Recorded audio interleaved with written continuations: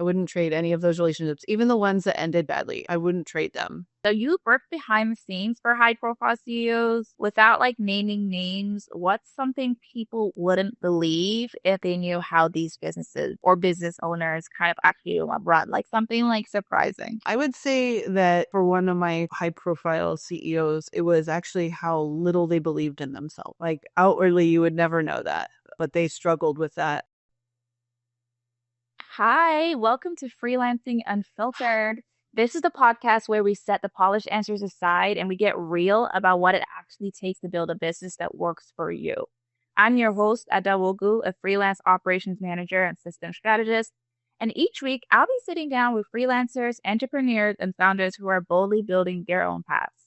So here we talk loudly about the things most people only really murmur about, the messy middle, the money, the mindset, the burnout, the breakthroughs, and the systems that keep it all running. So if you're ready for the kind of conversations that cut through the noise, that crack open real insight and remind you that you're not alone in figuring it all out, you're in the right place.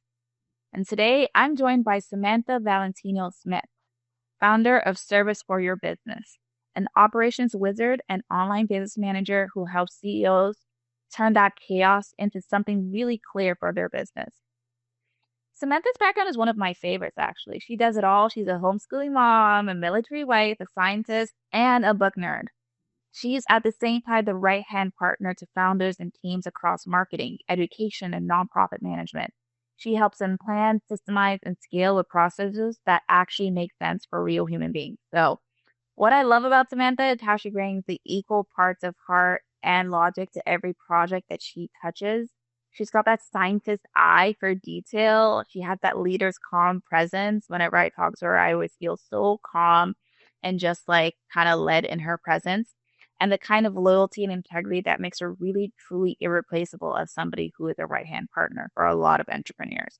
I've been so excited for this conversation. I've known Samantha for so long, and it's been so amazing to witness just how Samantha embodies what freelancing unfiltered is all about keeping it real, about what it actually takes to lead, serve, and sustain a business in today's online world. So let's dive in. Samantha, welcome to Freelancing Unfiltered. Thank you. I'm excited to be here. I'm excited to have you here. Thanks so much for joining. I'm going to just dive right into the questions. So, what I wanted to start off with is how you've gone from working in a lab to managing the inner workings of multiple online businesses. What part of that journey still surprises you the most? Mm, well, if you'd asked me when I was working in the lab if I would ever be doing management, I would have laughed. Really?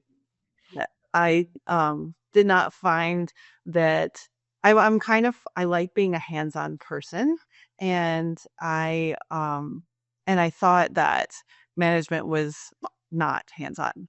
Ironically, I found that to be not true. There's a lot of hand holding and a lot of things. It's just more in a metaphorical sense rather than I like the way you put that. There's doing a lot it. of hand holding. Mhm. Yeah. Yeah. Um, but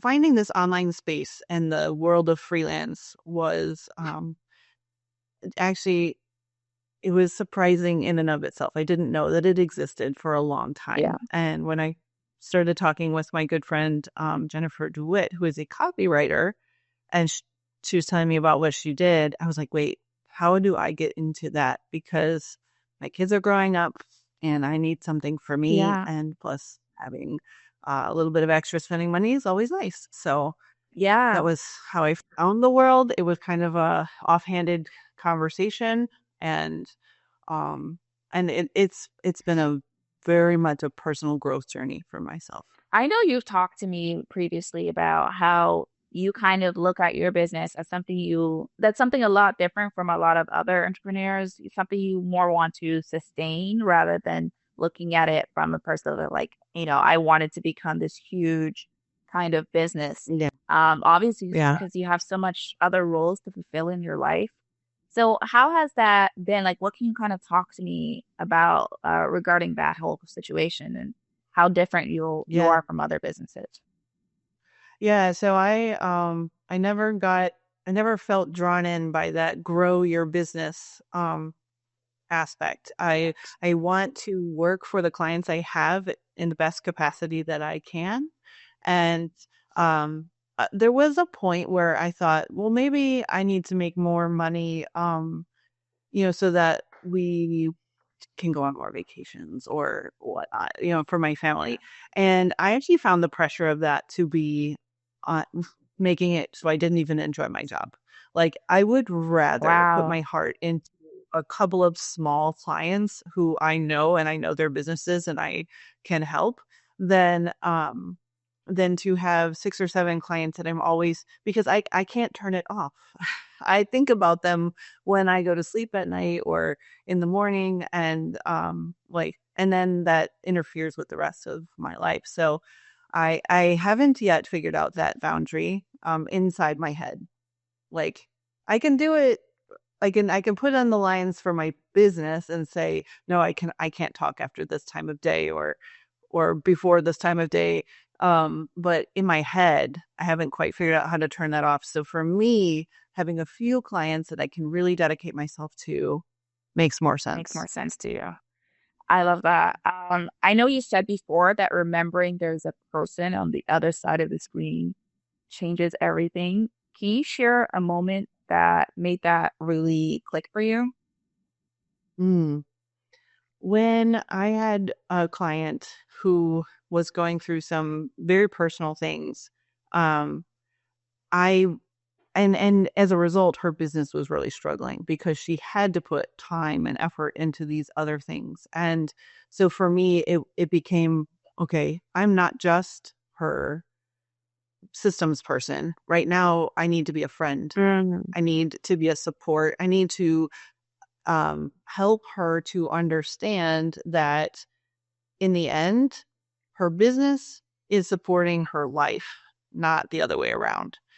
And I think that that has ended up being a very core value for my own business, is like to always see that moment or that person and their behind the scenes stuff so that I can support them so that their business is supporting their behind the scenes stuff, not the other way around. Yeah, it's so interesting because when you get into that role, when you're that right-hand person for an entrepreneur, yeah, you before you know, you kind of realize how intimate the relationship is because you're learning obviously about their business, but you're learning about their schedule, about their personal life, why they can't make it to things, what kind of ideas inspire their business through their personal life.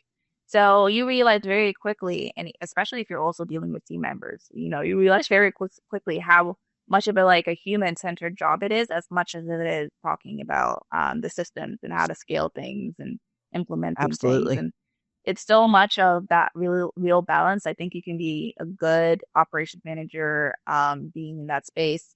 Um, but to become a great one, you really have to understand how to navigate that, and that's, I think, Absolutely. how we can take you over that line and from good to great. Um, For sure. yeah. So you help CEOs get their brilliance out of their heads and into systems. What's the biggest mistake you see visionary founders make when they try to systemize on their own? Like, let's say before they Mhm. actually hop on with you, like what have they been telling you they've been doing that they've been struggling with? I would say there's 2, and it kinda depends on the person as to which one is their biggest mistake. Um, One would be not realizing how much they do. Like, they Mm, normally are doing so many things that, to try to step out of that role, because a lot of people who get to the point of needing to systemize are actually trying to step back and have team members start doing things, and they don't realize how much they are actually doing and having to hand off. And then the other thing I would say is, they may, besides not knowing how much they are actually doing, is getting out of their head th- the like how they do yeah, things, right? So having them explain their own logic to another person or put it onto paper, not paper, but into a doc yeah. or whatnot, it can be very difficult for them when they do it automatically. That's so true. I've actually found that I think it's probably definitely a human thing. I probably definitely found that in Well, obviously I've trained myself out of it, but initially I was like, wait, there's so many like when I actually like set myself down and I started writing SOPs and started talking to other people about how I do this process. It's so easy to think to yourself, oh, this is what it looks like. But you're like, oh wait, there's so many little steps that in my head I'm skipping because Mhm. it's just what's the word, like automatic to me. And I would yeah, I Yeah, don't you know, really and think people about it. don't realize how much time they spend on They don't things. realize how much Like, time, how much effort, the specifics of it, how much the little I time takes up in your brain space affects like, yes. and then but all they Yeah. know is that they're stressed. And then they come to you Yes. and they're like, I'm stressed. Yeah, Right. help me. Right. Yeah. Right. Yeah, exactly. Okay. So you've been described as instrumental in reducing your client's stress. What do you think are like three operational shifts that instantly make a business owner's life easier? What would you say? I would say getting like writing down their daily, weekly, and monthly um plan, if you will. Like, or not plan, but like what they do. Like their to-do list that's a daily thing, their to-do list that's a weekly like thing, and then monthly. And then translating that into goals, Yeah. right? So taking their what they do every day and then translating that into these are achievable goals for your quarter, your month, and your week. I think when you can translate what you do and connect them with what you want to happen, all of a sudden you can have a big picture and like actually know where you're going. Because sometimes I feel like business owners are like running in the rain and they don't actually see the turn that's coming, or like they don't know exactly where they're going. They just know they want to get to that place. Yeah, that's so interesting that you talked about running in the rain. And it's like you're doing it somehow without understanding that they're running in the rain. They don't understand how dangerous the road that they're on is and how much more precarious it can be until suddenly they could like slip off. I mean, I was reading a book, I forgot what it was called, but I read a lot of like system related books, but I had an author tell me a story of how this business was actually doing like it actually was kind of doing like too well. It started getting a lot of business for their own reasons. Maybe their marketing was really doing well, had like a viral post. And Well, because they started getting all this demand, but their systems weren't actually prepared for it, it got so mhm. bad that they actually had to close down and they had to shut down Yeah. their businesses because they just got so overwhelmed by all of it. And it's interesting to kind of think about, because a lot of business owners, obviously, they're focused on the actual like numbers, which makes sense. But then when it actually arrives, they find that they're woefully unprepared because they haven't been putting a lot of emphasis on the systems because it's like the invisible backbone to everything that they're Right. working on. Right. Um, Yeah. yeah. And we talked about this a little bit before, but we mentioned so you're a military wife, a homeschooling mom, obviously a businesswoman. How do you think that those experiences have shaped your leadership style specifically? Mm. Well, I've worked with a lot of different kinds of people. Yeah. As a military some wife, you move around a lot. I literally have lived in almost every corner of this country, and I live in the United States. So Yeah. in the Northeast, you have a very different kind of group of people than on an island or in the South Yeah. or in West Let's go. Coast. Like they all have opinions of how life should be. And so I've gotten to know a lot of different kinds of people. And as a result, I can come into a business and understand that I get to learn about them, right? And their business. And I don't necessarily have preconceived notions of what that should look like. I've worked in a lot of very different businesses and they all have their own needs and they all have their own preferences. And you get a chance to work and learn how to work with those things. Like someone who prefers a certain kind of organizational style is going to need that organization to be in that style in order to use it. Yeah. Because if I force them to do it my way, then it doesn't end up getting used. And that's a lesson that I've learned over the years. Okay. I think it's so interesting because obviously, a lot of people talk about the systems and, the business and the numbers and the metrics, but really just understanding who that business owner is and what their style is, their leadership style, their work style, what they prefer, what they don't prefer. That's kind of what is the first steps to helping them like shape what their business needs to be, through a system. Absolutely. Yeah. So that's Yeah. cool. Um, If you think about it, yeah, like if you set up a system, like just something, we'll say something mundane, like how to wash your dishes, right? yeah, Some people, be like having two sinks of water, one with soapy water, one with, rinse water, and then a drying place. Other people are like, no, I just want to rinse my dishes and put them in the dishwasher. But those are two very different ways to wash your dishes. But in the end, you get the same result. You get clean dishes. Um, so you sometimes have to understand why someone feels the need to do it this way and why someone else needs to do it that way. And a lot of times it simply comes down to um, what they're used to, what they've always done, what they learned, yeah, right? yeah. I love that. And so I think that sometimes you can convince or teach a business owner why this other system works better or would work better for them. Yeah.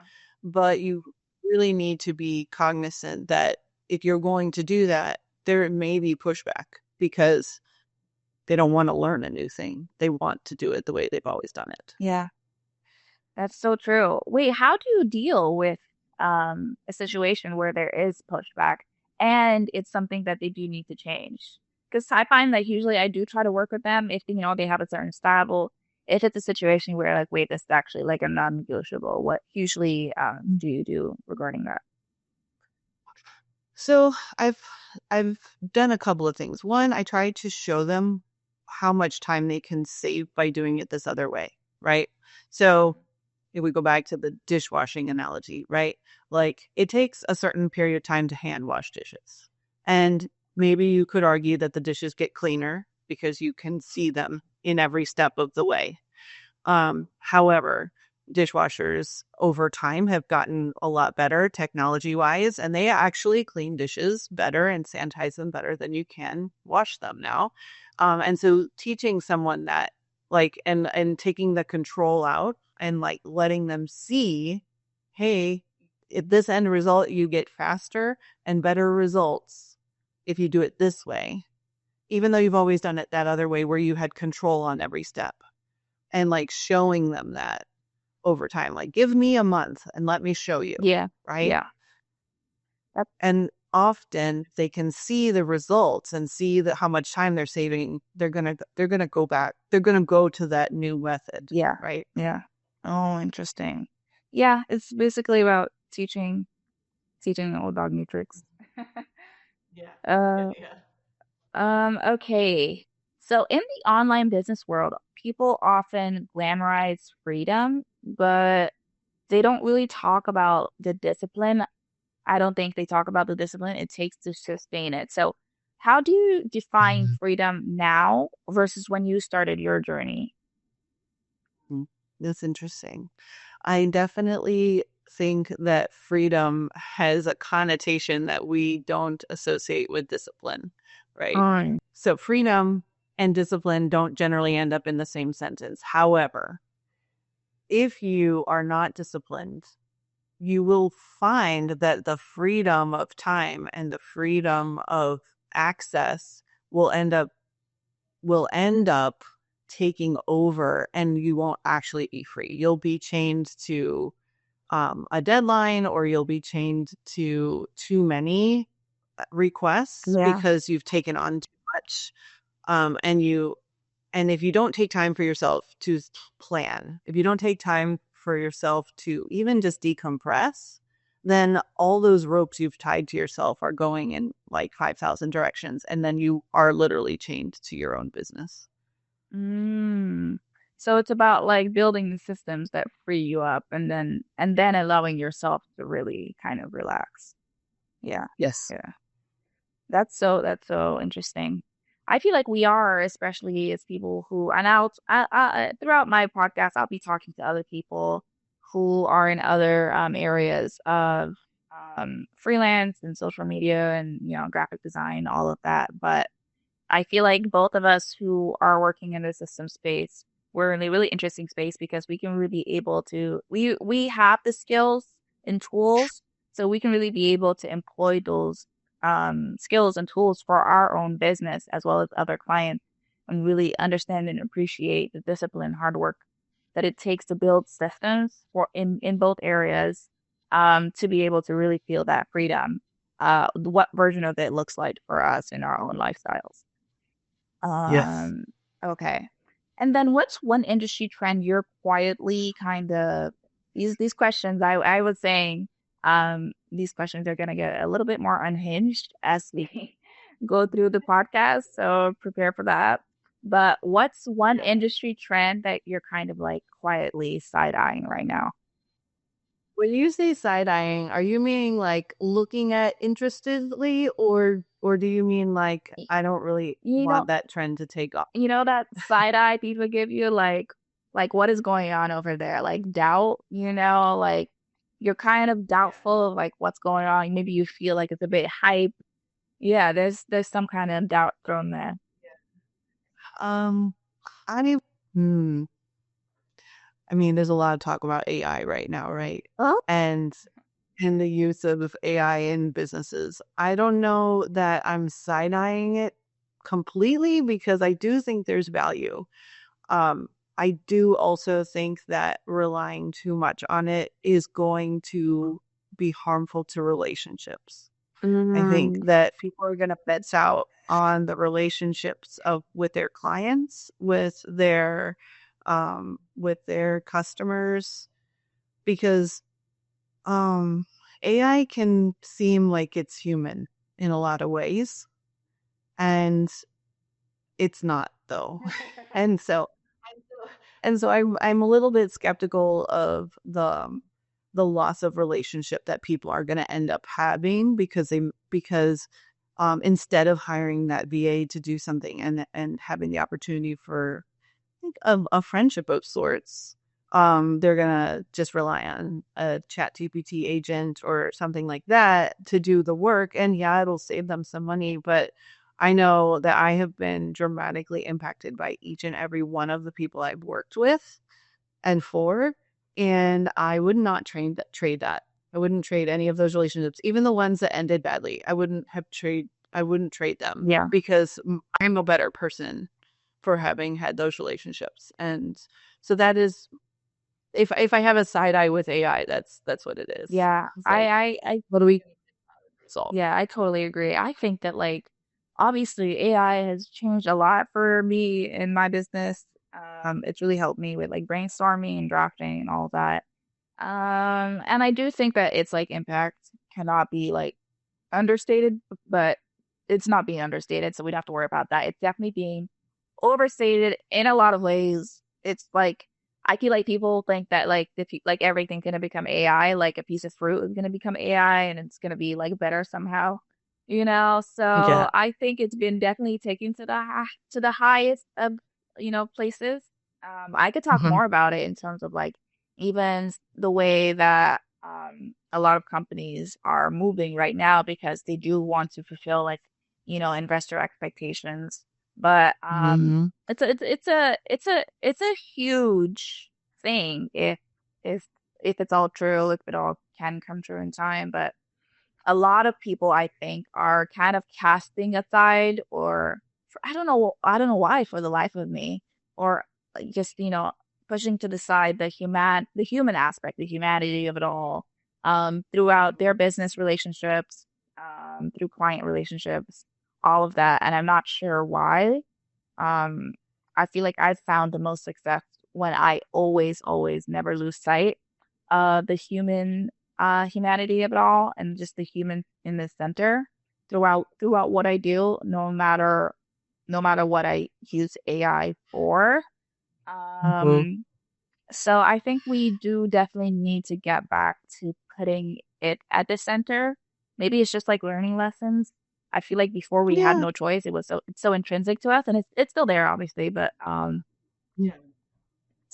yeah, it's just a Um, bit weird whenever I hear all the hype about it, and it's like, well, we don't. I don't know if we yeah. necessarily need that, or if that makes sense, or you know, I think humans are unpredictable, right? yeah, We all have our very own journey that is very unique to us. Even from our own siblings or family members that maybe have gone through the same thing of us, um, our perspective, our everything is going to be just a little bit different. yeah, And I think because of that, dealing with humans can be hard.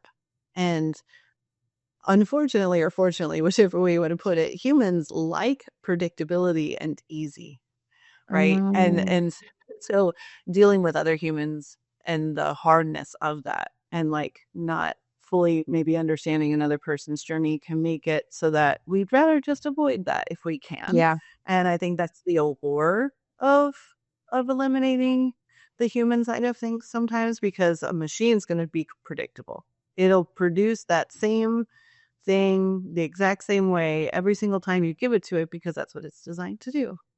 And and humans don't want, right? If you give a person, even a master, at a piece of clay and you say, I want 15 reproductions of this cup, right? Yeah. Those cups are going to be slightly different, each one of them. But if you put that same amount of clay into a machine, it's going to produce the exact same cup every single time.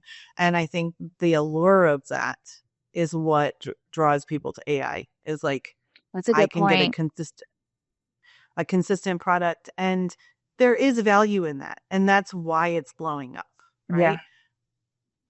I just wonder what we will miss out on, right? Do you think For it's the something that is, do you think it's something we're eventually going to realize that we need to get back to that human aspect of it all? Or do you think we're consistently from now on going to be striving toward what can I what can I like how much more things can I bring AI into, even if it's like weird or doesn't make sense or inconceivable?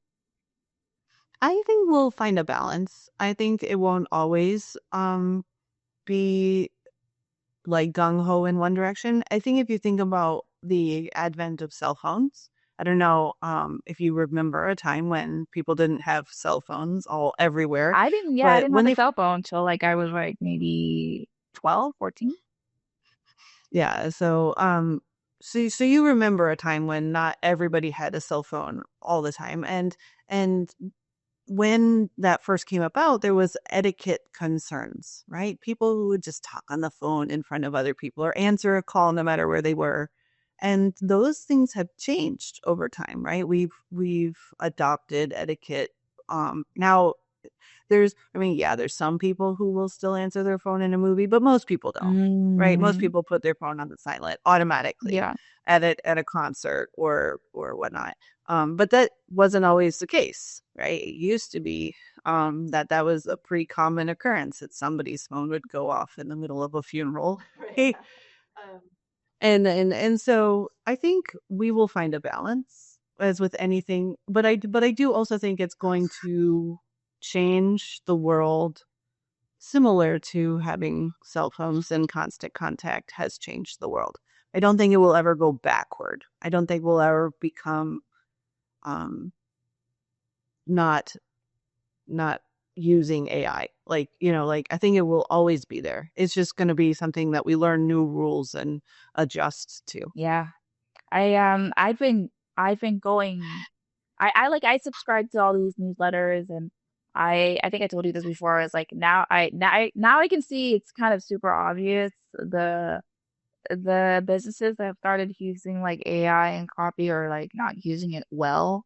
Whereas, before, I was really assured when it was like all human writing and it's not as good in quality at all. And I can tell a lot of the soul has been kind of like taken out of it just by the nature of it and obviously written by AI. It's so interesting because I don't remember where I heard this like comment from, but basically they said that all the people who are using AI for things like for inane things that you don't necessarily need to use it for, I know I've heard like ridiculous things like people who use AI for let's say like a recipe, like when like recipe books are like free and stuff like that. And you don't necessarily need to use that because in my opinion, a recipe book is going to be much better because people test it and all of that. People use it for Mhm. therapy, all of that. The people who use that, they were always going to use it, like no matter what. Like like if you Mhm. had dropped AI in the 1950s, it would be the same kind of people who would use AI for all Right. those inane things Right. that they're Right. using now. So it's just, Yeah. it just kind of is more revealing about people and, than anything else. So it's just a matter, I guess, adjusting. I think that like to what you said when it comes to the balance, I think we'll find it, but I definitely do think I personally do think there'll be people who are always here, who are always trying to just put AI into everything because they do want that convenience, even if it doesn't necessarily make sense, even if technically they would have it just as convenient if they did it by themselves. But it's Yeah. interesting. Well, yeah. I mean, like people who still do the dishes by hand, right? Yeah, yeah, that's true. It, it people don't like to change, and so there will be some people who will never use AI, and even though it could benefit them, and then there will be other people who will use it for everything, even though it maybe isn't beneficial. Yeah, yeah, that's Right. true.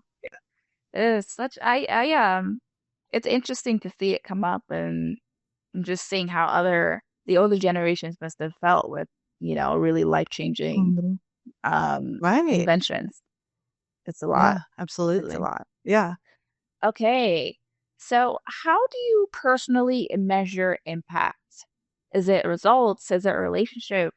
Is it growth? Is it something else entirely? I'm really interested in hearing you kind of your answer for this.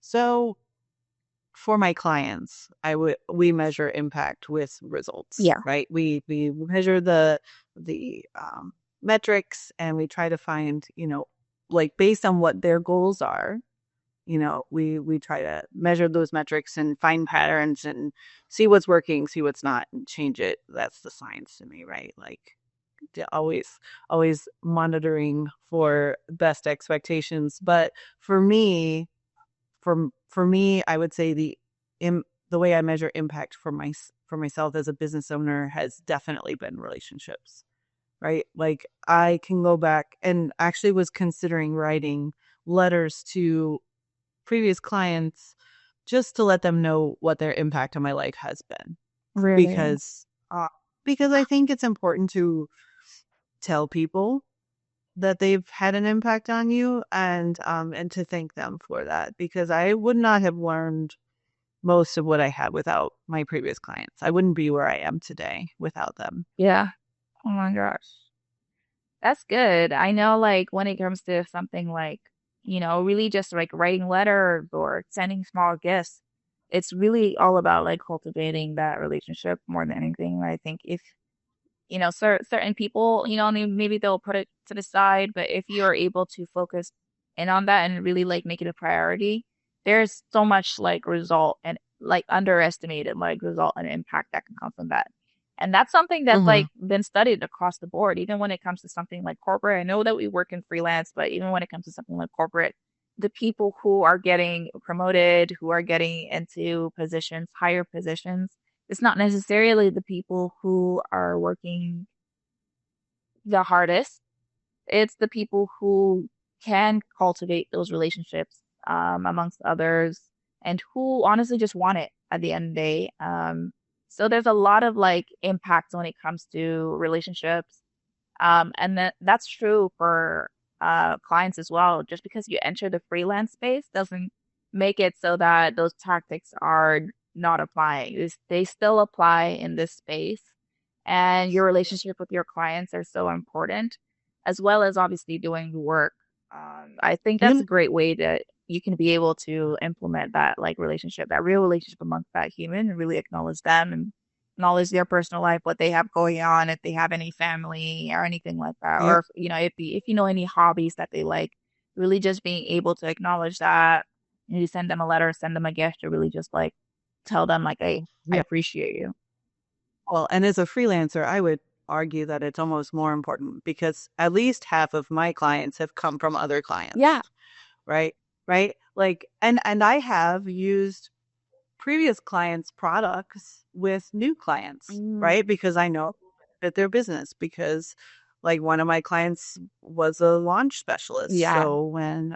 So she has digital products that are good. One of my clients is a customer experience specialist. She like lives and breathes retention Yeah. of old of customers. So I use those things they've learned from their businesses with other clients and have gotten recommendations and referrals for new clients from them and others as well, and even from team members that I've worked with on those other clients, like I've given them business. So when I hear somebody needs this kind of expertise, I can like recommend this person, or or if I know someone who is looking for website design, I can recommend this person. And so I would say those relationships, um, and building those relationships is key because you know more about them, and they know more about you, Yeah. so they can recommend other people, and it's free advertisement. Yeah, I can attest to that. Samantha has been so great when it comes to talking about her clients to me, to other people. When we are kind of talking in big groups, you're like not afraid and not shy and like saying like, "Hey, actually, my client's working on this. I believe in it. I think you should check it out." So, yeah, Yeah, absolutely. yeah. Okay, so you work behind the scenes for high profile CEOs without like naming names. What's something people wouldn't believe if they knew how these businesses or business owners kind of actually run? Like something like surprising. um I would say that for one of my high profile CEOs, it was actually how little they believed in themselves. Like outwardly, you would never know that. But they struggled with that, with their, like, whether or not they were actually making an impact. And I can attest that they actually were making an impact, but they had a really hard time seeing that. Wow. I've always said that, for a business owner, their superpower is that belief in themselves, like more than anything Mhm. else. Most of the time it is, but I have worked with at least one, if not I could think of another who kind of struggle with it, not in the same way, but yeah. So I think that's probably the most surprising thing is like that they struggle with self-doubt as much as A lot of other, the next. yeah. And sh- Yeah. and they just still showed up every day. They'll shut up. Exactly. Put Mm, themselves up. that's interesting. Do you find that like you kind of had to step up as somebody who can really be able to give them that like motivation and really just kind Yeah. of tell them about themselves, give them Yeah. Yeah. different perspectives. Absolutely. Yeah. Yeah, And I yeah, did. okay. That's interesting. Yeah, I think sometimes it's interesting when you're working at that right hand person and then there's this like high pressure situation or very human situation, and you because honestly there's no one else who's in their business like you are. Like, they can even have partners and they can have, so many people who are close in your life, and I can attest to this too. But at the end of the day, they're not in your business the way that that right hand person is, maybe a team member is, maybe a lot of other team members are like just in specific areas of the business. It's not the Mhm. same, and you find that Right. you're the only one who can really like be able to give them a different perspective, especially in those Yeah, hard and times. also hold them to their own goals, right? Like to be that strong like pushback that says like, "Hey, this is what you said you wanted and you are capable of doing it. Yeah, So let's do it." Right? Like, and here are the steps. yeah, you become like their friend and their cheerleader. You hold them accountable. You put all these different hats all at the same time is actually like helping them implement the system. It's really Right? interesting. Exactly. Yeah. Have you ever been asked to implement something that, you felt didn't align with your values at service for your business? And yeah, like how did you handle it? Do you have any like hard boundaries that you feel like you don't, you always say like an ixnay on? Yeah, I have been really fortunate that I have not ever come across something that was like didn't align with something that I believed in. I think I've been able to avoid that because of like the discovery calls, right? Like I've had some discovery calls with a couple of people that I was like, yeah, I can't work with you, right? Right. But it comes up like the things that I feel like, I don't know, maybe I don't give people enough of a chance, but a lot of times I feel like that discovery call really tells you whether or not you're going to align with someone or not. So I've never been asked to implement something I wasn't aligned with. Okay, great. So you feel like it's really at that discovery call where you can be able to understand and identify like any red flags or any situations where you're like, okay, actually, this person is just not a good fit, the right fit for me. Yeah, Yeah. right. Yeah. Yeah. What do you kind of look out for in those discovery calls, or what kind of like maybe situations do you like think in your head where you're like, oh, okay, maybe this isn't someone that's going to be long term for my business, or maybe I can do like a one-off project for them, but yeah, like, I think sometimes it's like what their budget is, right? mhm, Sometimes it's what like how much work they're looking for their budget. Sometimes people have like this idea of like I'm going to spend $500 and get 20 hours worth of work, and you're like, wait, did you like look at my ring before you got on this call? Those kinds of things. I do also think sometimes it's a vibe. I don't know that there's always like a specific thing, but it's just like the way they say something or the way that they present something is kind of like, that doesn't feel right. nice, Yeah. right? And maybe that'll work for somebody else, but it's not going to work for me. And then I would also say like timelines. Sometimes people have really unrealistic ideas of how long it takes to implement a new system. A new system, And right? I don't want to work with someone who feels like I'm going to be able to like come in their business and 2 weeks later, everything's going to be set up Yeah. It's perfectly. like magic. Yeah, I feel like sometimes Mhm. people they like confuse what they want with like what's um realistic, you know? If Mhm. you're like, well, I want it so it's gonna get done. Well, it could honestly get done, but not is would it be to the right quality? Will there be there's certain like checks that need to happen, obviously, like quality checks as well. You can't like really skimp on that, especially when it comes to I know for me, like when I'm doing launches, the intake process is something that I test all the time because there could be so many issues between checkout and, somebody receiving like a welcome email and, the other types Yep. of like kind of assets that they need to get access to as well. It can be kind of tricky. Yeah. So you just have to be like, well, I am sorry, but this isn't like something I can really just give to you, but just because you want it, maybe you can try Right. somebody else. Yeah. Yeah. Yeah. And I'm not a specialist in everything either, right? Like if they have a bunch of tools that I'm not familiar with, Yeah. it's going to take me longer than maybe what they want. And so that is something that I talk about with them in discovery call. Sometimes I wouldn't say it's a red flag necessarily as far as alignment, but like maybe I'm not the person for you because I'm not a specialist in Kajabi or I'm not a specialist in, Notion Yeah. or I've worked in Monday, but it's not my favorite platform and it can be complicated depending on how theirs is set up. And so, Oh, really? yeah. Monday? Yeah. So Monday.com? it's everybody's own things. Yeah, Oh, okay. monday.com. What do you think we get wrong when we talk about balance, quote unquote balance, especially for women running households, teams, companies, all at once? I think that we forgot that we're part of those things. Like I think people forget and sometimes I mean, you hear about self-care a lot. Like that is a trending topic is self-care. However, what self-care means for me or you can be very different. What I need to take care of myself could be different than what you need to take care of yourself. And I think that when we talk about balance, we forget that fulcrum, which is us, right? So if you think about a lever or a balance, Yeah. right? it bounces back and forth. Well, we pile stuff up on one side or the other, and we think about that. We forget that this is critical. Yeah. You can't have balance without the fulcrum, Yeah. which is you. And so if you don't take care of that point, you'll never be balanced Yeah. because it'll be swinging back and forth.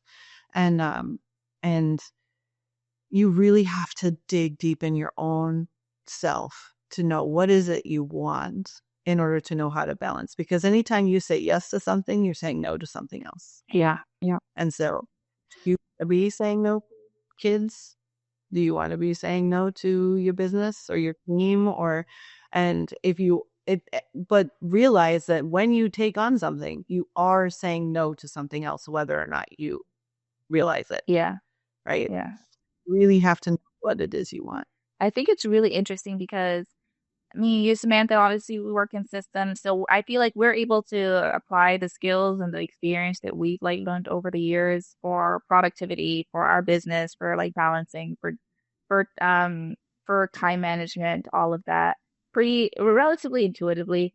But I think for other people who are maybe less coming out from the corporate space or coming out for something more structured, like school, postgraduate, all of that, Mhm. it's becoming it's about really understanding what, your own personal systems really look like. You still have to understand the importance of a system and build it for yourself, for your life, for your business, for time management, because you're not, Build it what yeah, it'll build whether you're intentional, yeah, yeah, right? yeah.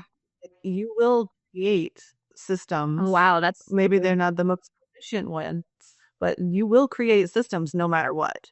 It's just, are you being intentional about building them? Yes. Are you looking at the efficiencies or not? Yeah, that's so, so true. That Mhm. system is gonna get built. It's just about your habits. Before you know it, after however many months, you look back and you realize what those patterns are. So you really have to really take the helm of it and build it for yourself, for your systems, and then really make sure it's something that, you're gonna be proud of and satisfied with because, yeah, Yeah, absolutely. yeah. Yeah. Yeah, I mean, when you're coming out of corporate and you're not 9 to 5, and a lot of the times it's already kind of built for you. So when you're coming out of that and into freelance space, it's a lot more wild, wild west in a lot of ways. So Yeah. yeah, building that system is really important. Uh, okay, that's really interesting. Okay, now we're gonna enter the fun rapid fire segment. Are you ready, Samantha? Okay. Belief versus myth. So you let me know if you believe in this or if you believe it's a myth. Operations people are not creative. Myth. Yeah. 100%. Belief versus myth. The best systems are the ones that work for everyone. Also a myth. Also a myth. Okay. And then set the scene. Paint us a picture of what, like, as close to perfect, obviously, um, it can't be like always perfect, but what a perfect work day in your world looks like. All right. Perfect work day in my world is getting everything done on my to-do list and having every single link and every single automation work correctly all in the same day. And that and have no problems or bad feedback from any of my clients. Oh my God, that's so real. I think like sometimes especially because I work in automations a lot for my clients, and it's so crazy. I hate, hate, hate getting into issues with like tech troubleshooting because a lot of the times it'll be maybe an hour that I'm just like eating up my time. So much longer than you think it should. Think you should. That's the Yes. one thing where and I guess it is what it is, but like I just always get thrown for a loop whenever there's like a tech issue. I'm like, I've been here for an hour and it didn't get resolved. I'm still, I, I have gotten nowhere closer. Yes. Yes. It's almost funny. 100%. Okay, and then a buzzword that you'd want to delete from the internet forever, forever. Mm, that one's hard. A buzzword I want to delete forever. Mm, imposter syndrome. Imposter syndrome. Can you expand? Uh, I think that we get too caught up on it. I think it exists everywhere. Everyone has experienced it probably, but I think we think we need to fight against it. And I think the only way to fight against it is to just stop believing it. Mm, And so, like, if it just went away, it wouldn't be that we wouldn't, if the buzzword went away, it wouldn't be that we'd stop feeling it. It would still be there, but maybe we'd be more encouraging just to each other because everyone would know that everyone's dealing dealing with with it. it, like what you mentioned before with a client of yours. Mhm. And like I think at the end of Mhm. the day, it's just about feeling whatever you feel and them doing the work anyway. I mean, back to what we were Doing it talking and about like getting that balance. I mean, sometimes you're just not in the right balance. You're not always going to be super balanced every time. It's more about getting it as consistent as you can. But if like you're in a time where you're like super busy or something's going on, just understanding that you are going to do that work anyway, if, as long as it's not something that's, gonna that you have to like take the work away. Just being like, hey, I'm feeling these feelings. I'm not too confident right now, but Mhm. I'm gonna do it anyway. It's not about letting those Mhm. emotions win take over. Yeah. Yeah. Yeah. Okay, when do you feel you embody freelancing and filtered most just in your own life? Like when do you feel like the most, wow, this is a really like freelancing kind of moment? Mhm. I would say that actually I felt that way the most after I lost my last client, Mm, when she canceled her contract rather suddenly, uh, because I realized that it wasn't a bad thing. It actually ended up being a really good thing for the season of life that my family and I are in right now because I it freed up a lot of time, and I knew that ultimately when I get to the point where I can take on more work, I can, yeah, and it will come into my life at that time, and it'll be yeah. perfect. I love that. I feel like there's so many times where, something, especially with the freelancing space, they can get pretty like up and down.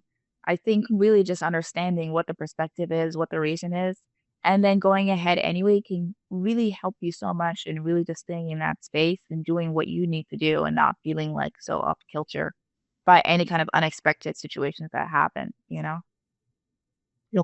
exactly. I love that. Thank you so much, Samantha. A huge thank you to Samantha Smith for sharing so honestly about what it takes to build a business that runs smoothly, stays deeply human. If you want to connect with her, explore her services, head to serviceforyourbusiness.com. And Yep, I'll have that service link for waiting for you in the report. show notes. So if this conversation resonated with you, take a second to follow or subscribe wherever you're listening. Maybe share it with another freelancer, operations manager, with social media manager, founder who needs to hear it. And if you had any big takeaways or like wow moments from today's episode, I'd love to hear them. Tag me on Instagram at Ada or send me a quick DM. I always love seeing what's clicking for you guys. Remember, the path to freedom and fulfillment isn't about doing everything. It's about doing what works your way with systems that support you. So I'm Ada Wogo, and this has been Freelancing Unfrozen. I'll see you guys next time. Thank you. Bye.